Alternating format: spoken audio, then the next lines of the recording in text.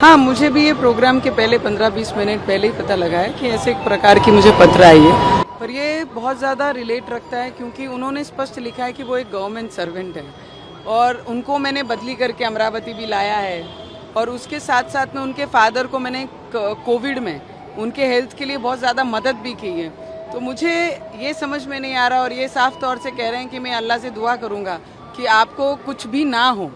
तो अभी ये तो एफआईआर करने के बाद, इन्वेस्टिगेशन करने के बाद पता लगेगा कि वो मेरे हितचिंतक हैं या वो ही मुझे धमकी दे रहे हैं। तो अभी ये तो इंक्वायरी के बाद, पर ये सब चीज़ें तब होती है जब कोले प्रकरण हमारे अमरावती में होता है, जब राइट्स हमारे हिंदू मुस्लिम के अमरावती में होते हैं और उसके बीच में जब मेरी आवाज़ में दबने नहीं देती हूँ। और यहाँ से दिल्ली तक कोले जी का जो मर्डर हुआ उसको प्रकरण वहाँ लेके गई, अमित शाह जी तक पहुँचाया। उसके बाद मैंने एनआईए को डिमांड की कि इसकी इन्वेस्टिगेशन आपके जरिए होना चाहिए। तो जब ये सब किया उसके बाद जब मुझे ऐसी धमकी पत्र आते हैं तो कहीं ना कहीं वो फीलिंग ज़रूर है, क्योंकि मूसे वाले की प्रकरण अभी बहुत रिसेंटली हुई है। तो मुझे लगता है एक मन का, दिल का कोना है जो ये कहता है शायद ये सब चीज़ों से रिलेटेड है। पर एक चीज़ मैं ज़रूर बताना चाहूँगी, जिन्होंने ये पत्र भेजा है, जिनको भी लगता है कि नवनीत राणा ये धमकियों से चुप हो जाएगी, नहीं, नवनीत राणा तिरंगे के लिए लड़ने वाली है और उसकी आवाज़ ये भारत के तिरंगे के लिए है।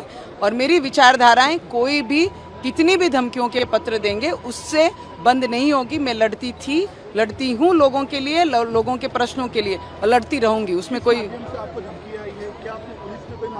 मुझे भी अभी नहीं पता है और मैंने मेरे लोगों को कहा है जाके एक एफआईआर कराई है। हमारे यहाँ पे सीसीटीवी कैमरास लगे हैं घर के आजू बाजू, घर के अंदर, घर के एंट्री फेस पे भी।